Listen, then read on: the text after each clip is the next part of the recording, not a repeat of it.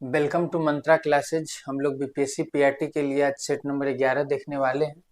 आज ये पोस्टर में थोड़ा सा बदलाव देख रहे होंगे। बीपीएससी टीआरई में चयनित शिक्षक, आप यहाँ 2 स्थान खाली छोड़ दिए हैं। बाकी अगला जो टीआरई 4 होगा उसमें आपका फोटो लगाया जाएगा, इसीलिए आइए डायरेक्ट सेट पे चर्चा करते हैं। सेट नंबर 11 में फर्स्ट क्वेश्चन है, 10,000 पर 20% वार्षिक दर से चक्रवृद्धि ब्याज 4,641 है। यदि चक्रवृद्धि अर्धवार्षिक रूप से की गई हो तो मूलधन कितने वर्षों के लिए निवेश किया गया है। 10 सेट में तो पूरा कंप्लीट करा चुके हैं। बाकी का जो 10 सेट है उसमें कुछ चैप्टर प्रैक्टिस भी करा दिया जाएगा और कुछ मिक्स भी करा दिया जाएगा। बाकी ऑफलाइन बैच स्टार्ट हो चुका है, आप लोग जुड़ सकते हैं ऑफलाइन में अगर अभी तक नहीं जुड़े हैं। और ऑनलाइन के माध्यम से भी चैप्टर शुरू करने का कोशिश किया जा रहा है कि ऑनलाइन भी चैप्टर पढ़ाया जाए। आइए देखते हैं फर्स्ट क्वेश्चन का सॉल्यूशन। फर्स्ट क्वेश्चन है प्रिंसिपल दिया हुआ है क्या, 10,000। जो आप फर्स्ट क्वेश्चन देख रहे हैं उसमें प्रिंसिपल कितना दिया हुआ है, 10,000 दिया हुआ है। रेट कितना दिया हुआ है, 20% वार्षिक। जो सीआई मिला है वो कितना मिला है, 4,641 रुपया। यहाँ ध्यान देने वाला बात क्या है कि अर्धवार्षिक है, 20% वार्षिक रेट लिखा हुआ है, तो अर्धवार्षिक के हिसाब से हमारा जो रेट हो जाएगा वो कितना हो जाएगा, 10% हो जाएगा। अब 10,000 रुपया 4,641 रुपया बढ़ गया, मतलब हो कितना गया, 14,641 रुपया हो गया। एक बात बताइए, ये जो 10,000 रुपया है, अभी 10,000 रुपया पे ही चक्रवृद्धि ब्याज है, तो 10% अगर एक बार लगा होगा तो 10% ब्याज मिला 10% का। अगर 10% ब्याज 2 बार लगा होगा तो 10% और 10% का सक्सेसिव कितना होता है, 21% होता है। हम लोग पढ़ चुके हैं, तो 21% मिला होगा ब्याज, तो 10,000 का 21% आना चाहिए उतना। अगर 3 बार लगा होगा तो 10% का सक्सेसिव 3 बार कितना होता है, 33.1% होता है। तो 33.1% जितना आएगा 10,000 का उतना होना चाहिए। इसका मतलब 3 बार पैसा पर ब्याज मिला है, 6 महीना पे, मतलब 1.5 साल हुआ। इस प्रकार से लॉजिकली मेंटली बिना पेन पेपर के सॉल्व किया जाता है। बाकी देखिए 10,000 रुपया है, रेट जो है 10% है। अब हम पूरा जो फॉर्मूला लगाने लग जाए, अमाउंट बराबर P इंटू 1 प्लस R बटा में 100 और पावर में N। आपको प्रिंसिपल भी पता है 10,000, रेट भी पता है 10% लिखना है। 4,641 अगर ब्याज मिला है चक्रवृद्धि ब्याज, तो मिश्रधन भी आपको पता है 10,000 प्लस 4,641 मतलब 14,641। अब पहला प्रोसेस हो गया कि आप इस फॉर्मूला पे बैठा दीजिए। दूसरा फॉर्मूला देखिए, जो शॉर्टकट हुआ, फॉर्मूला नहीं, किसको एक शॉर्ट अप्रोच कहिए। अगर आप 10,000 का 10% निकालिएगा तो 21,000 रुपया रह जाएगा। तो एक बार तो हुआ नहीं, 2 बार लगाइए तो 2 बार सक्सेसिव 21%। जब इसका 21% निकालिएगा तो 2100 रुपया होगा। जब 3 बार सक्सेसिव लगाइएगा 33.1%, तो 33.1 बटा 100 करिएगा तो 3300 के आसपास रुपया जाएगा, लेकिन है 4600 के आसपास। आप 3 बार में करीब करीब पहुंच चुके हैं, इतना आप समझिए। 4 बार जब लगाइएगा 10% का, जब सक्सेसिव आप 4 बार लगाइएगा, 4 टाइम्स लगाइएगा, तब 4 टाइम्स में सक्सेसिव क्या होता है, 46.41% होता है। कितना होता है, 46.41% होता है। तो 10,000 पे कितना ब्याज मिलेगा, 46.41% मिलेगा। परसेंट के लिए बटा में 100, डेसिमल हटाएंगे 2 जीरो आ जाएगा, 4 जीरो से 4 जीरो कट गया, कितना आ गया, 4641 रुपया आ गया। इसका मतलब हुआ कि अगर 10,000 पे 10% का 4 बार सक्सेसिव लगाएंगे तो ब्याज कितना मिलेगा, 4641, और वही ब्याज वहां दिया हुआ। इसका मतलब यही हुआ कि 10% कई टाइम्स लगा ब्याज, 4 टाइम्स आप लगाए तब ना 46.41%। आप 4 टाइम्स कैसे कैसे, 6 महीना ना, अर्धवार्षिक ना, तब 4 टाइम्स, इसका मतलब कै साल, 2 साल हो गया। आंसर क्या होगा, ऑप्शन नंबर बी, 2 साल। एक बार फिर समझिए, आप सोच रहे हैं कि हम 4 बार कैसे पहुंचे। डाटा इंपॉर्टेंट भी है, कुछ याद करना। जैसे 10% का एक बार था 10% हुआ, 2 बार तो 21% निकालना आसान है। 3 बार का और 4 बार का याद रखना है।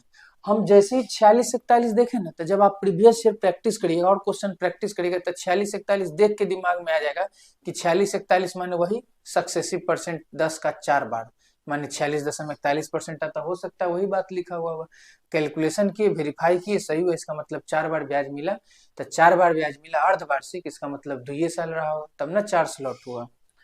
आइए क्वेश्चन नंबर 2 पे। एक समवृत्त घनाभ की लंबाई, चौड़ाई और ऊंचाई का अनुपात दिया हुआ है। इस घनाभ का संपूर्ण पृष्ठीय क्षेत्रफल 1800 है। इस घनाभ का आयतन ज्ञात कीजिए। घनाभ का आयतन क्या होता है? लंबाई गुने चौड़ाई गुने ऊंचाई। यही ना आपको निकालना है, बिल्कुल यही निकालना है। ये तभी निकलेगा जब लंबाई भी पता हो, चौड़ाई भी पता हो, ऊंचाई भी पता हो। लेकिन दिया तो रेशियो में। मान लेते हैं कि लंबाई 6x है, चौड़ाई जो है 2x है, सॉरी 3x है, और ऊंचाई कितना है? 2x है। हम लंबाई चौड़ाई और ऊंचाई मान लिए, लंबाई चौड़ाई ऊंचाई मान लिए। क्या दिया हुआ है एक्चुअल में? क्या दिया हुआ? एक्चुअल जो डाटा है वो संपूर्ण पृष्ठीय क्षेत्रफल है, और जो घनाभ होता है उसका संपूर्ण पृष्ठीय क्षेत्रफल अगर निकालिएगा तो क्या होता है? 2 इंटू LB प्लस में BH प्लस में HL होता है संपूर्ण पृष्ठीय क्षेत्रफल। 2 की जगह 2 लिखिए। लंबाई गुने चौड़ाई 6 गुने 3 18, x गुने x क्या हो जाएगा? x square. चौड़ाई गुने ऊंचाई तो 6x स्क्वायर, ऊंचाई गुने लंबाई तब 12x स्क्वायर हो गया। 18, 6 और 12 सबको जोड़िएगा, कितना निकल के आएगा? 18 6 कितना होता है? 24, 24 में 12 जुड़िएगा क्या होगा? 36, तो 2 गुने 36 x स्क्वायर हो गया। ये पूरा क्या निकल के आया? संपूर्ण पृष्ठीय क्षेत्रफल। क्वेश्चन में इसका वैल्यू क्या दिया हुआ है? 1800, तो इसके बराबर में हम किसको रख दें? 1800 को रख दें। 36 से कै बार में कटेगा? 5 बार में, एक जीरो आ गया। 2 से कै बार में कटेगा? 25 बार में। एक्स स्क्वायर का मान क्या आया? 25, इसका मतलब x बराबर क्या निकल के आ गया हमारा? 5 निकल के आ गया। अब लंबाई जो हो जाएगा 6x मतलब क्या? 6 पछे 30, 3x मतलब क्या? 3 पछे 15, 2x मतलब क्या? 2 पछे 10 हो गया। अगर आयतन निकालना है तो लंबाई गुने चौड़ाई गुने ऊंचाई, 30 गुने 15 गुने 10, इसका मतलब 15 तिया 45, 00 आंसर। Option number 1 4500 answer. आइए देखते हैं क्वेश्चन नंबर 3। ताश की एक गड्डी से प्रतिस्थापन के साथ एक के बाद एक 3 पत्ते निकाले जाते हैं। ये जो टर्म आप प्रतिस्थापन देख रहे हैं इसका अर्थ क्या होता है? प्रतिस्थापन माने क्या हुआ कि जितना 52 गो पत्ता होता है ना ताश की पत्ती में, आप अगर एगो निकाल लिए, अब जो बच गया ना उसमें, उससे अब एगो नहीं निकालना है दोबारा दूसरा बार में, जो निकाले उसको फिर आप उसमें रख दीजिए, तब फिर तब बावने हो गए। यही हुआ प्रतिस्थापन। अब ताश की पत्ती से मान लीजिए आप 4 गो निकाले, तो 4 गो निकाले तो उसमें जो बच गया, अभी नहीं कि अब उसे 48 गो से काम चलाना है, नहीं। आप फिर जब कोई दूसरा निकालने जा रहे हैं तो 4 गो निकाले तो उसको रख दीजिए, 52 के 52 को पुरा ही दीजिए, तब आगे बढ़िए। यह कहा है प्रतिस्थापन किया गया है, एक के बाद एक 3 पत्ते निकाला गया, 3 बार निकाला गया। पहला पत्ता गुलाम, दूसरा पत्ता काला पत्ता। ताश में जो टोटल 52 गो पत्ता होता है उसमें ब्लैक कार्ड कितना होता है? 26 गो होता है, और लाल जो है 26 गो होता है।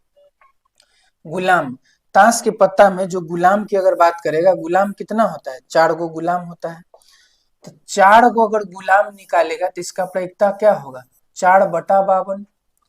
उसके बाद देखिए दूसरा पत्ता काला, काला कै गो होता है? 26 गो, तब तो टोटल काट 52 के 52 रही ना जाएगा, तो 26/52। उसके बाद बोला है तीसरा पत्ता सम संख्या वाला। देखिए सम संख्या, ये नहीं सोचे कि ताश के पत्ता में 1 से 52, ऐसा तो होता नहीं है।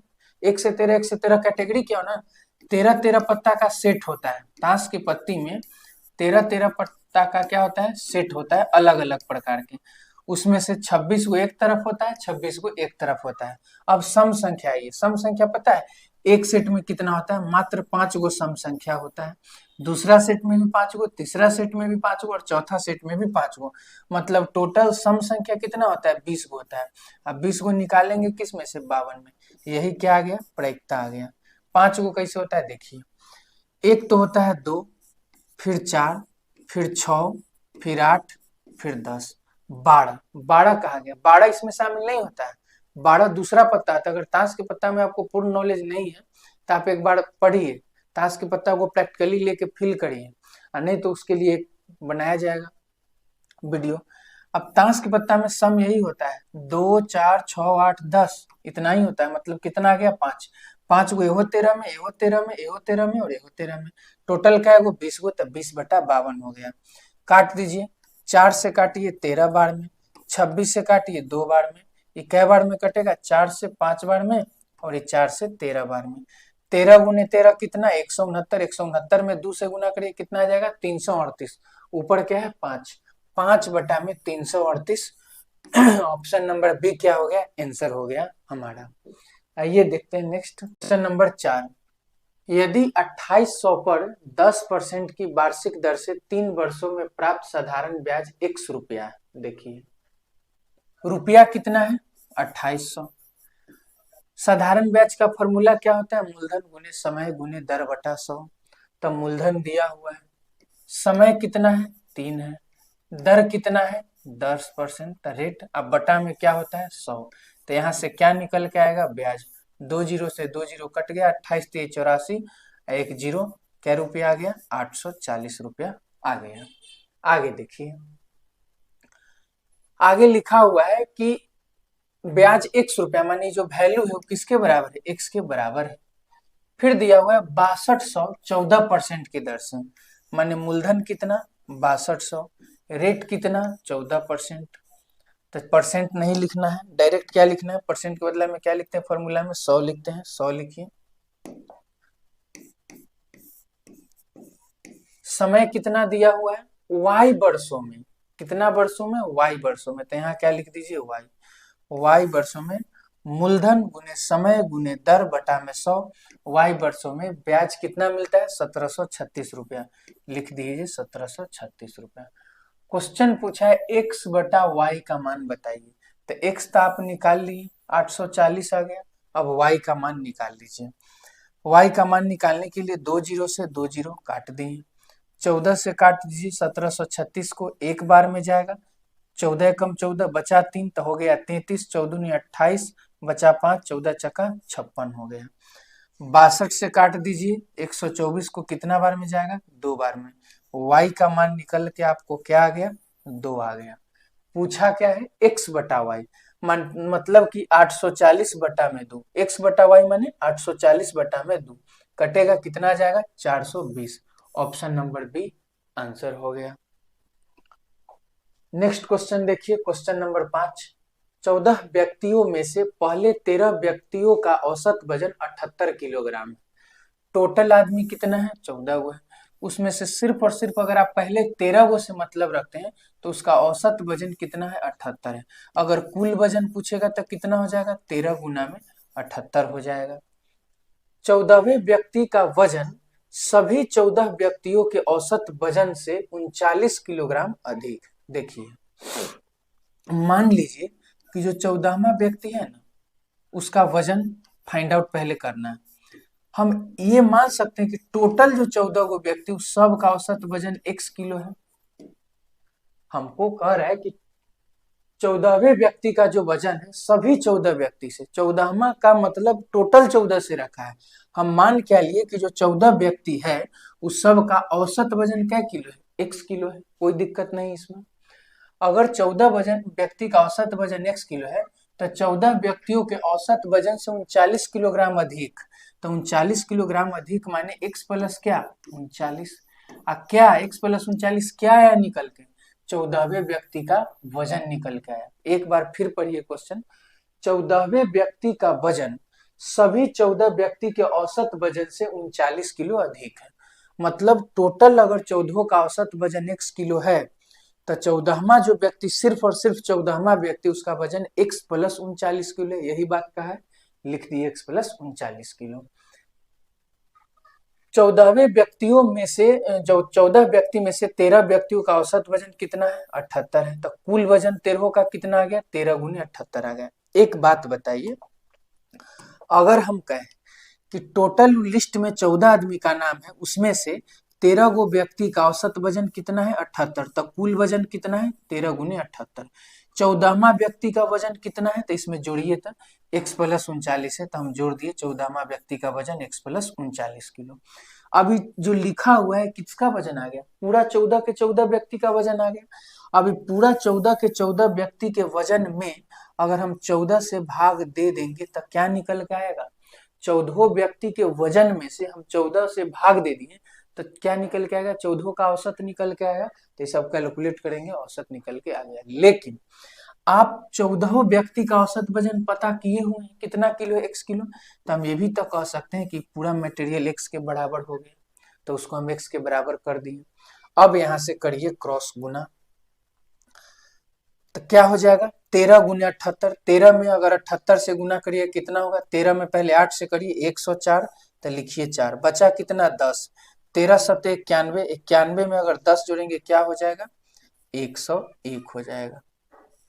आगे देखिए, प्लस में x प्लस में 39 बराबर है, क्रॉस गुना करेंगे तो x गुने 14 क्या हो जाएगा, 14x हो जाएगा। आगे देखिए, हालांकि अगर हम नहीं भी गुना करते तो कैलकुलेशन ज्यादा आसान होता। अगर यहाँ भी 13 दिख रहा है, यहाँ भी 13 तिया 39 दिख रहा है, तब बेहतर क्या है कि हम गुना नहीं करें।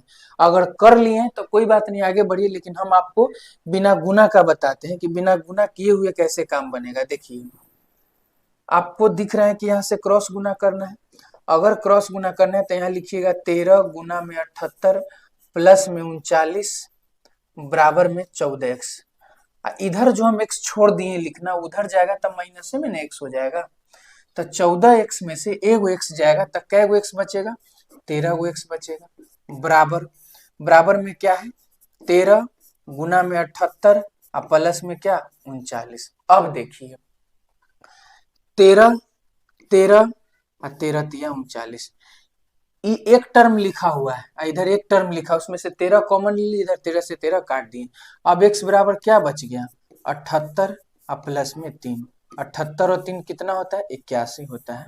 हमारा आंसर क्या आ जाएगा, 81। लेकिन पूछा क्या है, 14वें व्यक्ति का वजन, तो 14 व्यक्ति के औसत वजन 81 है, 14वां व्यक्ति का वजन क्या है, x प्लस 39, x का मान क्या है 81। 81 में अगर हम 39 जोड़ देंगे तो कितना आ जाएगा, 120 किलो आ जाएगा। ऑप्शन नंबर सी आंसर हो गया 120 किलो। एक बार फिर समझिए, सबसे पहले दिया हुआ है कि 14 व्यक्तियों में से पहले 13 व्यक्तियों का औसत वजन 78 है। अगर 13 आदमी है 14 आदमी के लिस्ट में, मतलब 13 आदमी से रखिएगा, औसत वजन 78 है, तो कुल वजन 13 गुने 78, इसमें कोई दिक्कत नहीं। हम ये मान लिए कि पूरा जो 14 व्यक्ति है ना, उस सब का औसत वजन x किलो है। अगर सब का औसत वजन x किलो है तो सिर्फ और सिर्फ 14वां व्यक्ति के लिए 39 किलो ज्यादा दर्शाया गया है क्वेश्चन में। तो हम मान लिए कि जो 14वां व्यक्ति होगा उसका औसत वजन कितना हो जाएगा, x प्लस में 39 किलो हो जाएगा, वो भी दर्शा दिए। कुल वजन 13 गो व्यक्ति का, 14वां व्यक्ति का, 14 व्यक्ति का कुल वजन 14 से भाग दिए, क्या आएगा औसत वजन। औसत वजन क्या माने, x माने हैं, यहाँ से क्रॉस गुना किए, कैलकुलेशन की, x का मान 81 आ गया। 14वें व्यक्ति का वजन पूछा है, 81 में 39 को जोड़ देंगे कितना आएगा, 9 1 10 के 0 हासिल 1 8 3 11 1 12, मतलब 120 किलो आ गया सीधा सीधा। आइए नेक्स्ट क्वेश्चन नंबर 6 पे, sine 64 plus theta minus cos 26 minus theta, direct answer इसका क्या हो गया, 0 हो गया। कैसे हुआ देखिए, फॉर्मूला याद रखिए। अगर साइन थीटा लिखा हुआ है इसका मतलब क्या होता है, कॉस 90 माइनस थीटा, एकदम बेसिक फॉर्मूला है। या फिर हम कहें कि अगर कॉस 90 माइनस थीटा लिखा हुआ है इसका मतलब क्या हुआ, साइन थीटा हुआ। दोनों बात समझ में आ गया। आगे देखिए, आप दोनों में से किसी को परिवर्तन कर सकते हैं, कोई ये नहीं है कि सिर्फ साइन बदलना होगा तभी आंसर आएगा, कोस बदलना होगा तभी आंसर आएगा। देखिए जैसे अगर हम कॉस 26 माइनस थीटा देख रहे हैं, इसके जगह अगर हम लिख दे कॉस, यहाँ लिख दे 90, अब माइनस में क्या लिख दे 64 लिख दे, अब माइनस में थीटा लिख दे, तो कोई अंतर नहीं है। कॉस के जगह कॉस है, ब्रैकेट में 90 माइनस 64 क्या 26 माइनस थीटा 26 माइनस थीटा, कोई अंतर नहीं, कोई अंतर नहीं। इसी बात को अगर हम कह दे, ऐसे लिख दे कॉस 90 माइनस 64 प्लस थीटा, ऐसे अगर लिख दें तब भी कोई दिक्कत नहीं। Minus plus minus 64 minus plus minus theta, कोई बदलाव नहीं किए। लेकिन अंतर करते करते हम लोग इस बात पर पहुंच चुके हैं cos 90, आई पूरा मटेरियल को हम थीटा मान ले, cos 90 minus theta, cos 90 minus theta, cos 90 minus theta क्या होता है साइन थीटा। तो cos किस में बदलेगा साइन में, तो क्या लिख दे साइन, और साइन के बाद क्या लिखना होता है थीटा, 90 माइनस थीटा पूरा को क्या माने थीटा, तो थीटा की जगह क्या लिख दे 64 प्लस में थीटा, कोई दिक्कत नहीं। इस बात को सॉल्व करके हम लोग यहाँ पहुंचा दिए। अब देखिए sine 64 plus theta, sine 64 plus theta, अब बीच में क्या है माइनस, इतना में से ना घटेगा तो क्या आएगा जीरो, सीधा बात answer C, option number C zero. आइए नेक्स्ट क्वेश्चन नंबर 7 में, एक राशि में 5 वर्षों में साधारण ब्याज से 50% की वृद्धि होती है। देखिए मान लीजिए कि अगर रुपया आपके पास 100 है, रुपया आपके पास कितना है 100 है, 5 साल की बात है, मतलब टाइम दिया हुआ है 5 साल, हम ये माने हैं ब्याज जो है साधारण ब्याज 50% की वृद्धि होती है, साधारण ब्याज में 50% की वृद्धि होती है, इसका मतलब है मूलधन पर न वृद्धि हो रहा है, तो 100 का 50% कितना होता है 50 होता है। इसी दर से रेट वही रखना है, प्रिंसिपल इतना हो जाएगा, समय 3 हो जाएगा, चक्रवृद्धि ब्याज बताना है। फिर से समझिए, हमारे पास रुपया नहीं दिया हुआ, रुपया निकालना पड़ेगा, ये बात दिया हुआ है कि जो राशि है 5 साल में साधारण ब्याज से 50% की वृद्धि होती है, साधारण ब्याज के कारण उसमें वृद्धि कितना का हुआ 50%, अगर रुपया आप 100 माने तो ब्याज मिला कितना 50, अब वृद्धि हुआ इसका मतलब हो कितना गया 150 रुपया हो गया, ब्याज और मूलधन जोड़ के 20 धन। आगे देखिए फॉर्मूला जो होता है ब्याज बराबर, तो लिखते हैं ब्याज बराबर मूलधन, मूलधन कितना है 100 गुना में समय, समय कितना है 5 गुना में दर नहीं दिया हुआ है तो r बटा में 100 मान लिए, 100 से 100 कट गया, 5 से 50 कट गया 10 बार में, इसका मतलब है कि रेट कै परसेंट रहा होगा 10% रहा होगा। इन निकालने में कोई दिक्कत नहीं होना चाहिए। अगर आप सोच रहे हैं हम 100 नहीं माने तो आप x मान लीजिए, p मान लीजिए, y मान लीजिए, प्रिंसिपल की जगह p ही मान लीजिए, कुछ भी मानिए कोई दिक्कत नहीं है, बस कैलकुलेशन थोड़ा बढ़ जाएगा। अब बेहतर है कि 100 माने, आप एक ही मान लीजिए उसमें भी कोई दिक्कत नहीं, आप 2 रुपया मान लीजिए उसमें भी कोई दिक्कत नहीं, आंसर सेम आना है। रेट क्या निकल गया 10% निकल गया। अब देखिए 3 वर्षों के बाद चक्रवृद्धि ब्याज क्या होगा, अगर रुपया आप 10% पे लगाए हैं, फर्स्ट क्वेश्चन में सीखे हैं कि डाटा इंपॉर्टेंट है 10%, 15% भी इंपॉर्टेंट है, 20% भी इंपॉर्टेंट है और 5% इंपॉर्टेंट है। अब 10% का 3 बार का कितना परसेंट होता है 33.1%, तो 10% कई बार लगा रहे हैं 3 बार, तो 3 बार लगाएगा तो कितना परसेंट ब्याज मिलेगा 33.1%, अब परसेंट के बदले में बटा में 100 दशमलव हटेगा 0, तो इतना परसेंट हो गया रुपया किसका 12,000 रुपया ना आप कर्जा पे लगाए हैं, तो आप लिखिएगा ना 12,000 गुना में 33.1 बटा 100, काट कुट करिए 3 जीरो से 3 जीरो, आंसर क्या आ जाएगा 12 गुना में 331 आ जाएगा। आंसर देखिए 3972, ऑप्शन नंबर सी। 12 में अगर आप गुना करिएगा तो यूनिट डिजिट 2 आना ही है, मान लीजिए पूरा मटेरियल 300 है, तब 12 तो ये 3600, 3600 से ज्यादा आंसर है, इकाई के अंक में भी दू, 3600 से ज्यादा आंसर इकाई के अंक में भी दू, मान ली। आप सोच रहे हैं हो सकता है कि 3972 की जगह आंसर 3872 होगा, बीच में चेंज किया होगा, आप वहां गुना करके थोड़ा देखिए भी, क्योंकि नन ऑफ दिस वाली क्वेश्चन में थोड़ा सा प्रॉब्लम होता है। नेक्स्ट क्वेश्चन, जब दो समानांतर रेखा एक तिर्यक रेखा द्वारा प्रतिच्छेद होती है तो बनने वाले एकांतर आंतरिक कोणों के युग्मों की संख्या ज्ञात करें। देखिए दो समानांतर रेखा, एक समानांतर रेखा दूसरा समानांतर रेखा हो गया, मतलब दोनों के पैरेलल खींचना था। अब दो समानांतर रेखा एक तिर्यक रेखा द्वारा, एक तिर्यक रेखा द्वारा हम इसको काट दिए, प्रतिच्छेद हो गया। बनने वाले एकांतर आंतरिक कोणों के युग्मों की संख्या बताइए, पेयर का संख्या बताइए। देखिए एकांतर कोण कैसे बनता है, अगर एक एंगल यहां बन रहा है, इसको एक नाम देते हैं, तो इसका एकांतर कोण होगा ये वाला, इसको 2 नाम देते हैं। तो जो एंगल 1 होता है वो बराबर होता है एंगल 2 के, एंगल 1 जो एंगल 2 के बराबर होता है। ये आपको एक युग्म में मिला, एक पेयर मिला, क्या है ना युग्मों की संख्या, तो एक पेयर आपको मिल गया। दूसरा देखिए, आप अगर दूसरा देखिएगा, यहाँ देखिए, एक यहाँ पे फोकस करिए, एंगल को मान लेते हैं 3, इस एंगल को मानते हैं 4, एकांतर के रूल से 3 और 4 बराबर होता है, एंगल 3 जो है एंगल 4 के क्या होता है, बराबर होता है। तो एक और पेयर मिल गया। आंतरिक जो एकांतर कोण होता है इसका सीमा यही समाप्त हुआ, 2 ही होता है आंतरिक वाला में। तो याद क्या रखिएगा, आंतरिक कोणों के युग्म कितना हो गया, बराबर वाला 2 हो गया। तो आंसर क्या लगेगी, ऑप्शन नंबर बी हमारा क्या होगा आंसर। ध्यान रखिएगा ये थ्योरी हुआ, इस पे बेस्ड क्वेश्चन पूछे तो, थ्योरी पूछे तो कभी कभी थ्योरी भी पूछ लेता है।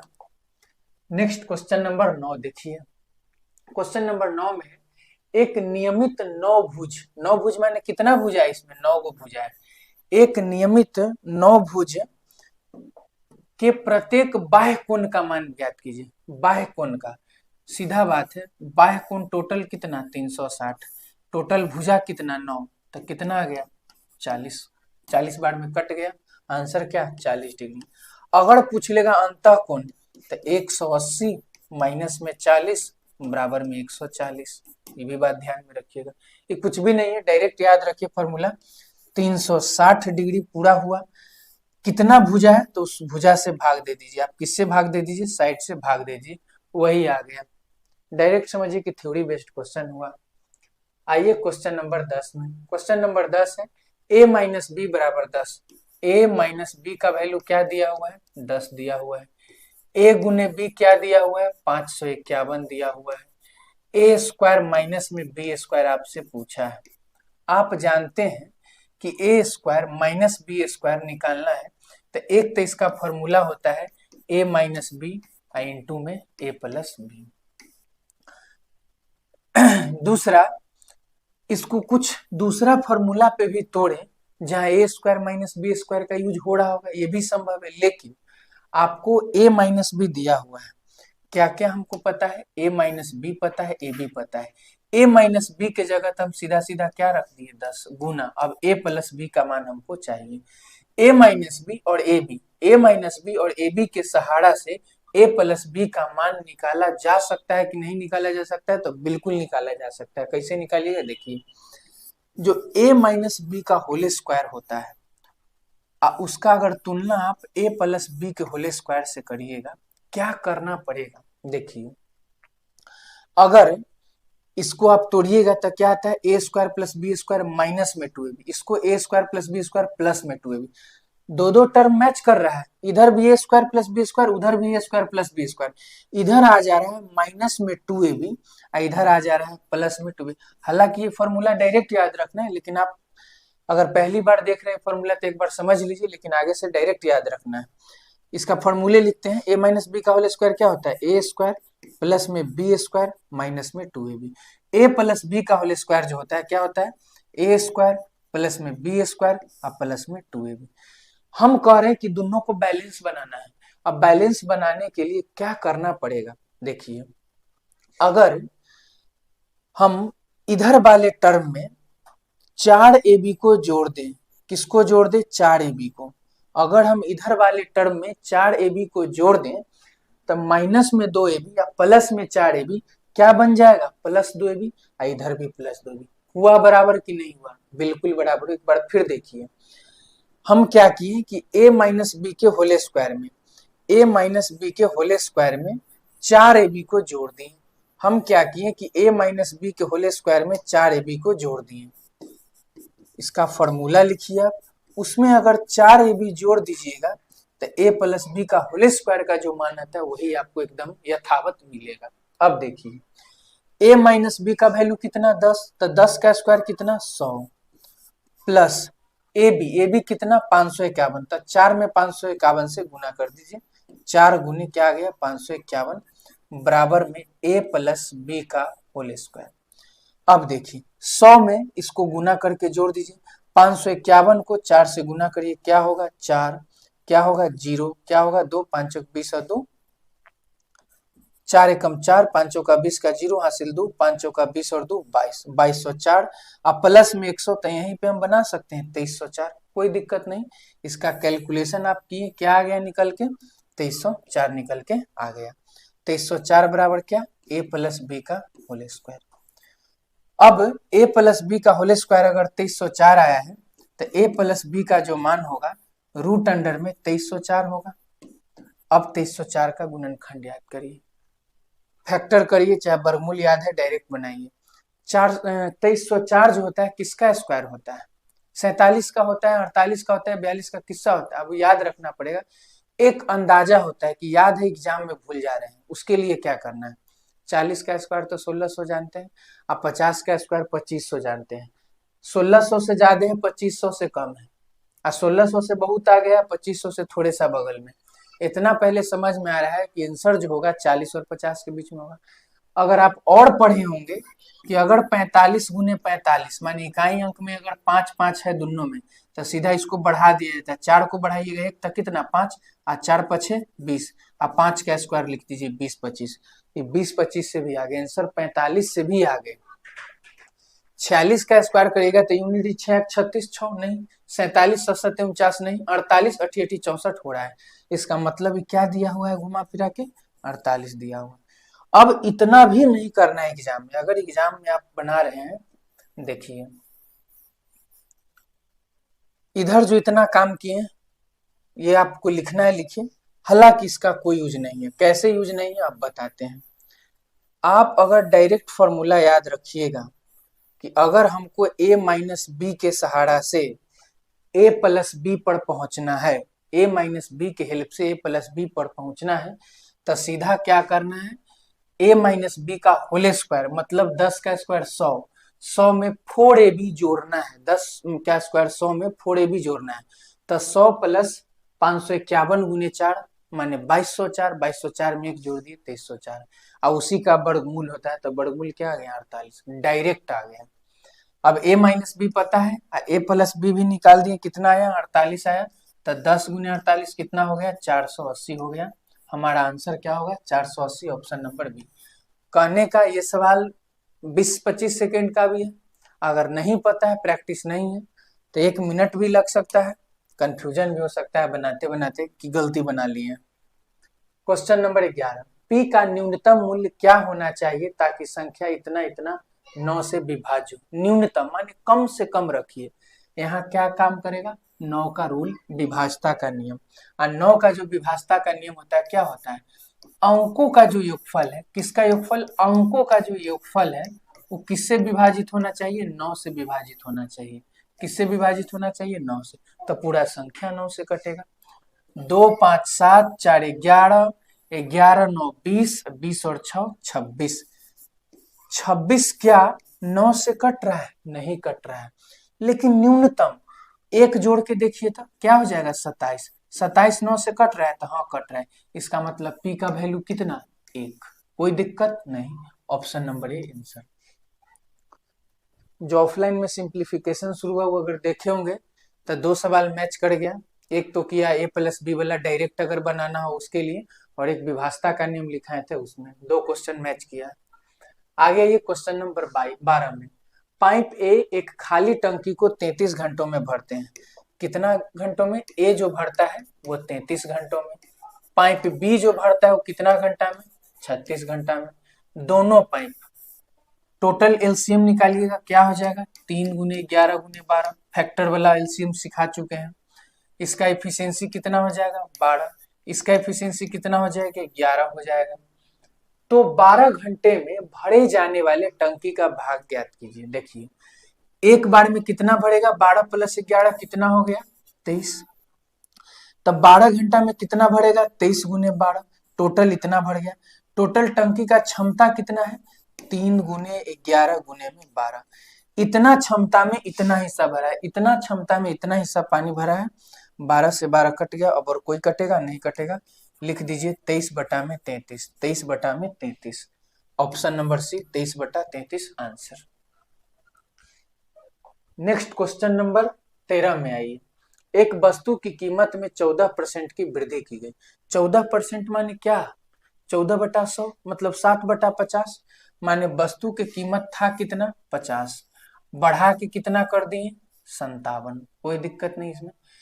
कुल बिक्री में 25% की कमी हुई, माने पहले बिक्री अगर 4 होता था, अब 4 का 25% एक कम गया, कितना बिकेगा? 3। अब टोटल कितना बिक रहा है? 3। अब देखिए अगर पहले वस्तु का दाम 50 रुपए था, 4 गो बिक रहा होगा तो कितना का कमाई हुआ होगा? 200 का। अभी वस्तु का दाम 57 रुपया हो गया, अभी कितना रहा है 3 गो, तो कितना रुपया टोटल इनकम हुआ, 721 के 1 हासिल 2, 5 3 15 और 2 17, 171 रुपया का।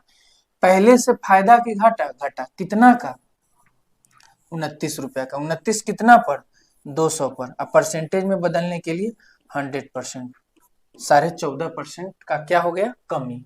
Option number B. ये बेसिक सवाल था परसेंटेज का। नेक्स्ट क्वेश्चन देखिए, एक लंब वृत्ताकार तंबू बनाने के लिए कपड़े की कितनी मात्रा की आवश्यकता होगी जिसका आधार त्रिज्या 15 मीटर और ऊंचाई 20 मीटर है। देखिए शंकु ऐसा होता है, अब जब शंकु को कपड़ा से घेरना है, तंबू बनाना है, तो ऐसे ही ना लगता है, ऐसे टेंट है तो चारों तरफ से लगेगा। आज शंकु में चारों तरफ से जो कपड़ा लगेगा वो किसमें लगेगा, वक्र पृष्ठीय क्षेत्रफल में। आज शंकु के वक्र पृष्ठीय का क्षेत्रफल फॉर्मूला क्या होता है, पाई आर एल, पाई आर एल। आगे देखिए, आपको रेडियस कितना दिया है, 15 दिया है। ये जो रेडियस है वो 15, फिगर हालांकि एग्जाम में बनाना जरूरी नहीं, हम बना के समझा रहे हैं। ऊंचाई कितना दिया हुआ है, 20 दिया हुआ है। अब देखिए पाई की जगह 22/7, रेडियस की जगह 15। एल का मान आपको पता है तो नहीं पता है, एल यही ना, तिर्यक ऊंचाई जिसको कहते हैं। कर्ण कहीं तक काम कर रहा है, अगर यहाँ 90 बन रहा है तो आधार स्क्वायर जो लंब स्क्वायर बराबर कर्ण स्क्वायर, तब 15 20 से कितना आता है, 25। अगर ट्रिपलेट याद है तो पिछला वीडियो में लेक्चर नंबर 9 या 10 में कुछ ट्रिपलेट भी लिखा चुके हैं इंपॉर्टेंट, इतना समय तो बचेगा, याद रहेगा तो 25 हो गया। तो यहाँ पे क्या लिख दे, 25। 22/7 गुने 15 गुना 25 हो गया। पूछा यही है, तंबू बनाने के लिए कितना कपड़ा लगेगा, तो उतना कपड़ा आपका इस्तेमाल होगा टोटल। आंसर पाई में नहीं है तो काट कुट करना पड़ेगा, आप यहाँ से सॉल्व कर लीजिए। आइए नेक्स्ट क्वेश्चन, क्वेश्चन नंबर, हालांकि एक और काम यहाँ कर सकते हैं, आंसर जो है थोड़ा दूर दूर है, अगर आंसर उसमें से कोई सही तो दूर दूर आंसर नजर आ रहा है। 22/7 का मतलब दशमलव में क्या होता है, 3.14। अगर दशमलव में 3.14 होता है उसको 3 मान ले, अब 25 में 15 से गुना करके उसमें 3 से गुना करके अप्रोक्स वैल्यू पे पहुंच जाएगी, फिर भी आंसर मिल जाएगा। आइए नेक्स्ट क्वेश्चन नंबर 15, भूतल पर खड़े x और y ऊंचाई वाले 2 मीनारों के शीर्ष उनके पाद बिंदुओं को मिलाने वाली रेखा के मध्य बिंदु, लाइन इंपॉर्टेंट है, मध्य बिंदु पर क्रमशः 60 डिग्री और 30 डिग्री के कोण अंतरित करते हैं। देखिए ये लाइन बन गया, इस लाइन पे क्या है कि खड़ा है, 2 मीनार खड़ा है, x और y ऊंचाई वाले। ये मीनार मान लेते हैं x ऊंचाई वाला है, इधर एक और मीनार मान लेते हैं y ऊंचाई वाले है। दोनों का लंबाई बड़ा है, किसका छोटा हमको पता नहीं, जो साइज मन किया वो मान लिया, कोई दिक्कत नहीं। अब उनके जो पाद बिंदु है, आधार वाला बिंदु है, मिलाने वाली रेखा के मध्य बिंदु मान लेते हैं, मध्य बिंदु एकदम ठीक मध्य, मध्य माने क्या, बीच में, इधर भी उतना ही उधर भी उतना ही, क्रमशः 60 डिग्री और 30 डिग्री। एगो बनाता है मध्य बिंदु में कितना का एंगल, 60 का एंगल, एगो मध्य में बनाता है कितना का एंगल, 30 का एंगल। ठीक है, x रेशियो y पूछा है, इसका और इसका ऊंचाई का अनुपात पूछा है। देखिए tan 60 का मान होता है √3, जो tan 60 है उसका मान कितना होता है, √3। tan 60 का मान क्या होता है, √3, इसको हम √3/1 लिखेंगे, कोई दिक्कत नहीं।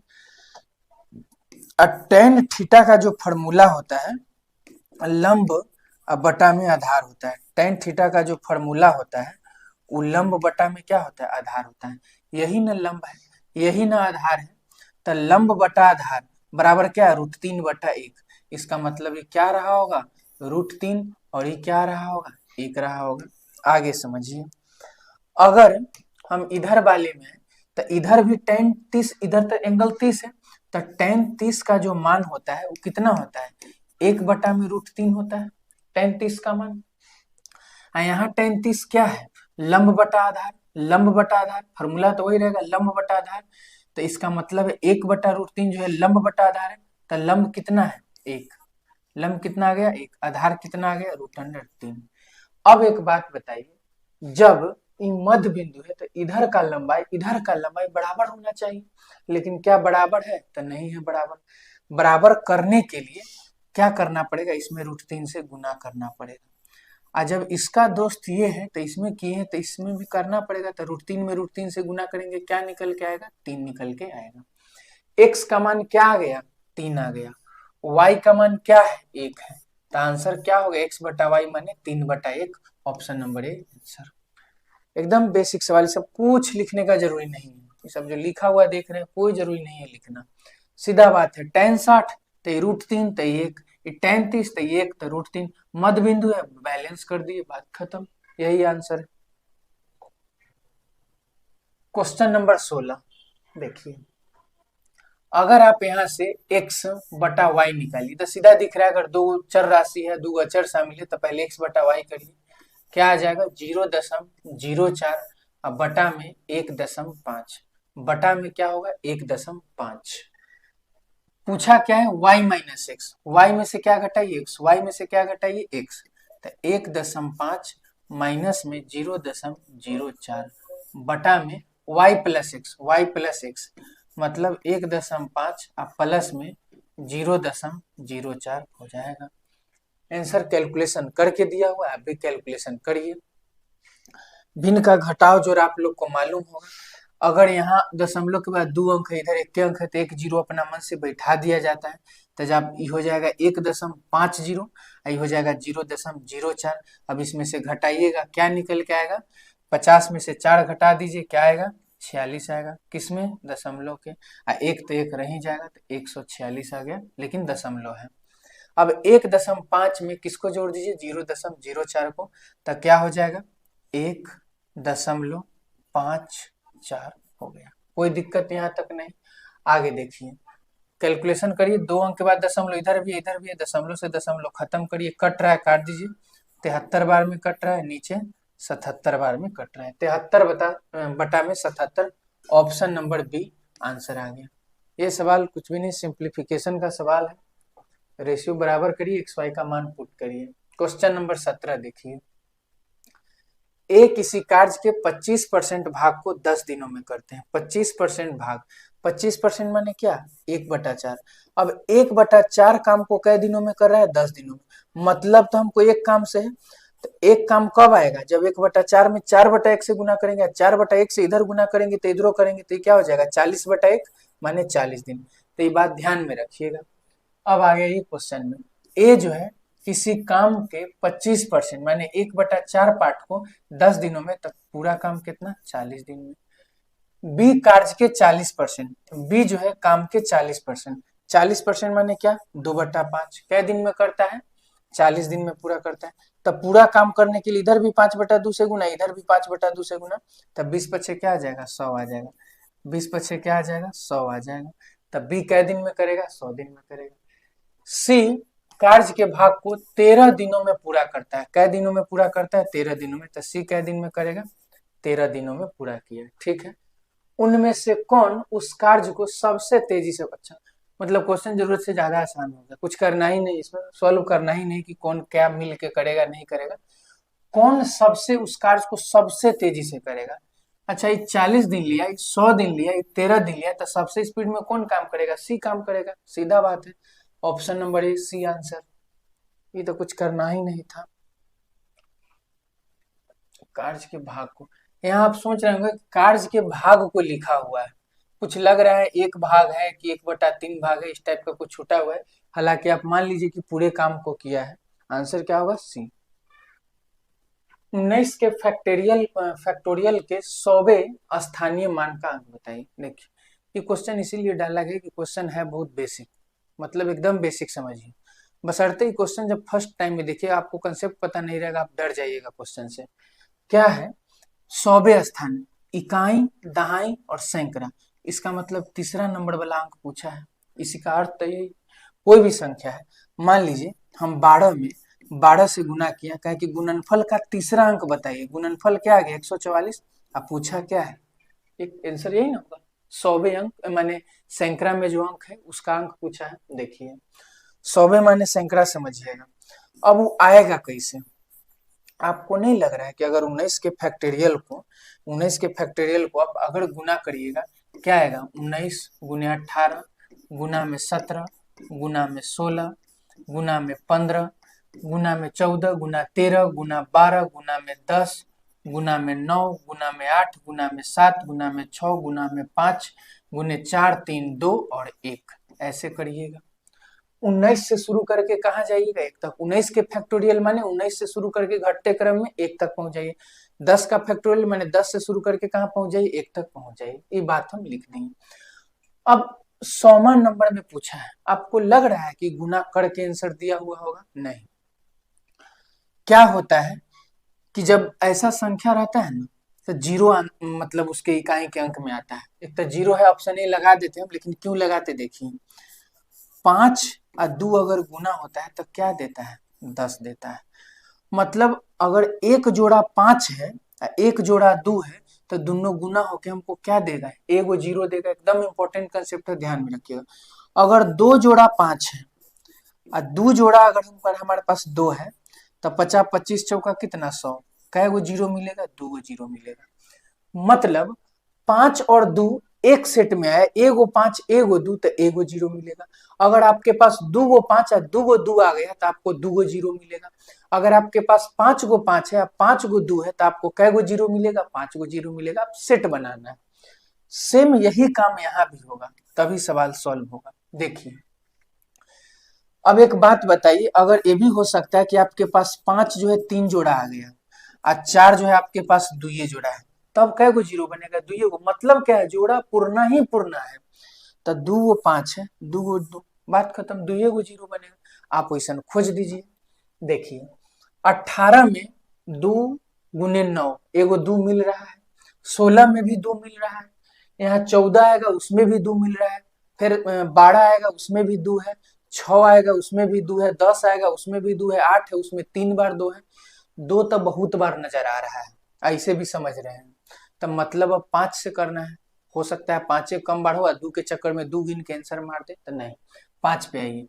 19 में, 18 में, 17 में, 16 में 5 नजर आ रहा है, नहीं। लेकिन 15 में कै गो 5 नजर आ रहा है, 5 तिये 15, एगो 5 नजर आ रहा है। 14 में, 13 में, फिर 12 में, फिर 11 में 5 है, नहीं है। 10 में 5 है, हाँ, 5 दूना 10, तो एगो 10 में भी 5 है, तो एगो और 5 आ गया। 10 के बाद आइए 9, 8, 7, 6 तक में 5 है, नहीं है। लेकिन अब आया क्या, 5, तब 5 गुने 1 5, एगो 5 5 में भी है, तब 5 लिख दिए। फिर 4, 3, 2, 1 में कोई 5 है, नहीं है। अब 5 जो है कै बार आ गया, 3 बार आया। 5 कै बार आया, 3 बार आ गया। अगर 3 बार या 3 बार से ज्यादा बार 2 मिल गया, 3 बार या 3 से ज्यादा मिला तो ज्यादा से कोई मतलब नहीं रखना है। अगर कम से कम 3 बार आपको 2 मिल रहा है, इसका मतलब 5 जो है 3 बार और 2 जो है 3 बार दोस्ती कर लिया, साथ आ गया, तो 3 बार तो टैली कर ही रहा है। यहाँ भी 2 है, 16 में भी 2 है, 10 में भी 2 है। 2 तक कितना बार है, मतलब ही नहीं है उतना बार से। हमको ही पता है 5 जब 3 बार है, 2 50 बार आके क्या कर लेगा अकेले, बातें नहीं है कुछ उसका। जब आना है तो साथ में, तब 5 3 बार, तो 2 कितना बार मतलब रखना है, 3 बार से। तो कै पेयर बनेगा, 3 पेयर। 3 पेयर बनेगा तो कै गो जीरो देगा, 3 गो जीरो देगा।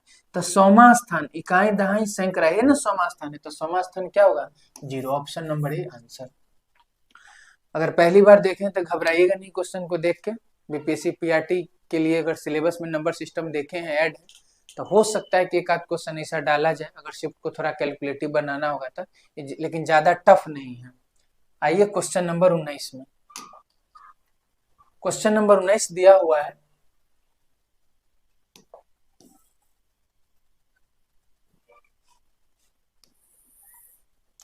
क्वेश्चन नंबर 19 में क्या है,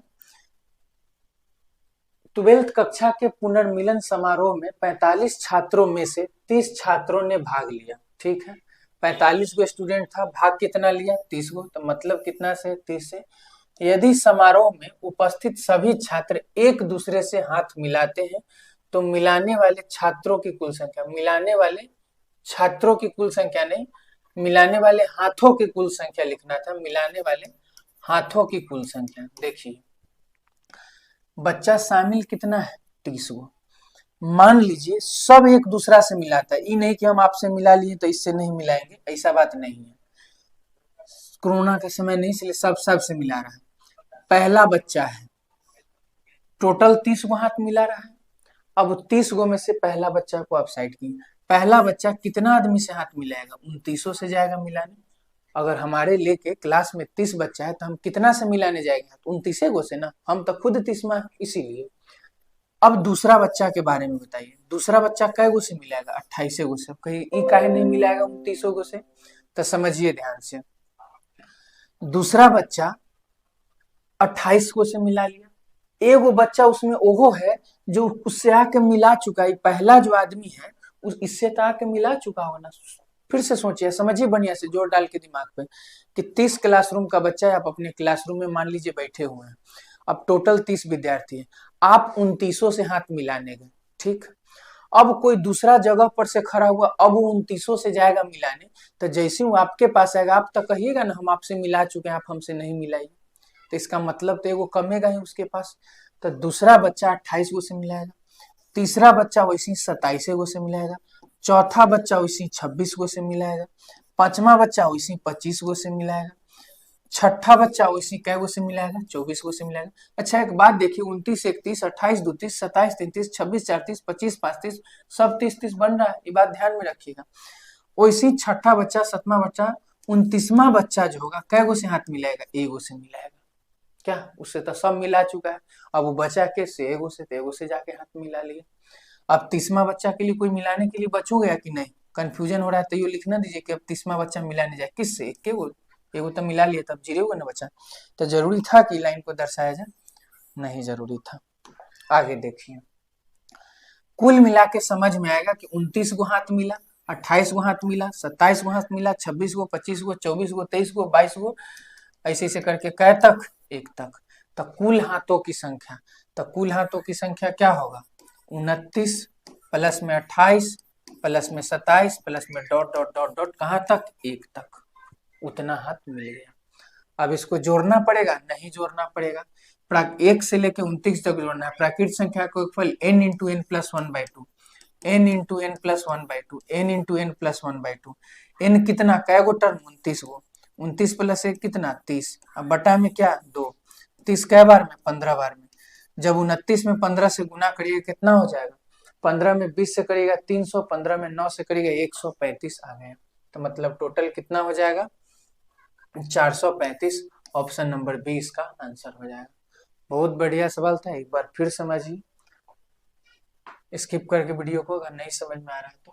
यदि बहुपद 6x के पावर 4 प्लस 8x के power 3 plus 17x square plus 21x plus 7 को दूसरे बहुपद 3x square plus 4x plus 1 से विभाजित करने पर ax प्लस में b शेष बचता है तो a और b का मान ज्ञात कीजिए। पहला बात तो ये, शेषफल में a कहां से आ गया, इस शेषफल में b कहां से आ गया?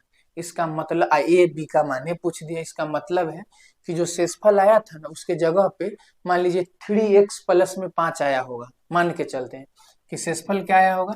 3x प्लस में 5, तो इसको लिख दिया है क्या? ax प्लस में b। आप इसको तुलना कर दीजिए, a को 3 से, b को 5 से, मतलब घुमा फिरा के वो आपसे भाग पूछा है कि बहुपद का भाग बच्चा को आ रहा है कि नहीं। देखिए भागे लगाइए, बिना शेषफल का काम होगा नहीं। भाग भी सीखिए, 3x square plus 4x plus 1, भाग लगाना है किसमें? 6x के पावर में 4 प्लस में 8x के पावर में 3 प्लस में 17x स्क्वायर और प्लस में 21x प्लस में 7, इसी से भाग लगाना है। भाग लगाइए, पहले सबसे पहले बड़ा पावर 4 है तो 4 को उड़ाइए, स्क्वायर है तो 2 बार स्क्वायर चाहिए या 3 दूना 6 चाहिए, कितना बार में लगेगा? 2x स्क्वायर से लगेगा। किससे लगेगा? 2x स्क्वायर से। तो क्या आ जाएगा? 6x के पावर में 4, इससे गुना होगा तो हो जाएगा 4 दूना 8x के पावर में 3 प्लस एक में होगा 2x स्क्वायर से गुना, क्या हो जाएगा? 2x square. घटा दीजिए, कट जाएगा, घटाते हुए ये भी कट जाएगा, यहाँ बचेगा 15x स्क्वायर प्लस में 21x और प्लस में क्या? 7। आगे आइए, फिर लगाइए, क्या बार में लगेगा? 5 बार में लगा दीजिए, 5 बार में लगा दीजिए, 5 तिहाई 15x स्क्वायर हो जाएगा, 5 चौका 20x हो जाएगा, अब 5 एकम 5 हो जाएगा, घटा दीजिए, कट गया, x प्लस में 2 आ गया शेषफल। अब तो कटेगा नहीं, भाग एक बार फिर समझिए, इसमें भाग देना है इससे, सबसे पहले बड़ा पावर को काटना होता है। यहाँ लिखा हुआ है 6x के पावर 4, इधर सबसे बड़ा पावर है 3x के स्क्वायर। जब इसको काटना पड़े आपको, देखिए 3x स्क्वायर में किससे गुना करें कि 6x के पावर में 4 मिल जाए। तो 3 में 2 से गुना करेंगे तब जगह पे पहुंच गए। अब x स्क्वायर में अगर x स्क्वायर से गुना करेंगे तो x के पावर 4 मिल जाएगा। इसका मतलब 2x स्क्वायर से गुना करना पड़ेगा, और वही से किए हैं 2x स्क्वायर से। अब 2x स्क्वायर से किए तो इसमें भी होगा ना, साथ में है तो ये हो जाएगा 4 दूना 8x क्यूब, और 2x स्क्वायर से इसमें भी होगा तो 2x स्क्वायर, फिर घटा दिए, फिर अगला स्टेप एक और कर दिए। शेषफल आ गया x+2। क्वेश्चन का है नहीं हमको शेषफल आ रहा है ax+b, आप कह रहे हैं कि हमको शेषफल आ रहा है x+2। इसका मतलब क्या हुआ, x में नहीं कुछ तक किससे गुना है, x से, ax और 1 × x। इसका मतलब a का मान क्या है 1, b का मान क्या है 2। पूछा क्या है a और b, तो a बराबर 1 b बराबर 2, a बराबर 1 b बराबर 2। ऑप्शन नंबर सी क्या हो गया, आंसर हो गया। उम्मीद है कि आप समझ चुके होंगे 20 क्वेश्चन, बहुत ही अच्छे लेवल के सवाल थे। इतना ध्यान में बैठा लीजिए कि इससे लेवल तो आगे बढ़ना नहीं है क्वेश्चन का, इसमें कोई डाउट नहीं है। पीआरटी कितना भी लेवल लेके जाएगा, ई लेवल से आगे नहीं जाएगा। जहां तक ई लेवल भी आगे, इससे और थोड़ा कम ही लेवल तक रहेगा। लेकिन जितना क्वेश्चन आप लोग कर चुके हैं, 220 क्वेश्चन अभी तक कर चुके हैं, अब 220 क्वेश्चन को अच्छे से रिवीजन कीजिए। कोशिश करते हैं कि कुछ क्वेश्चन को अब चैप्टर वाइज लाया जाए। ठीक है, थैंक यू।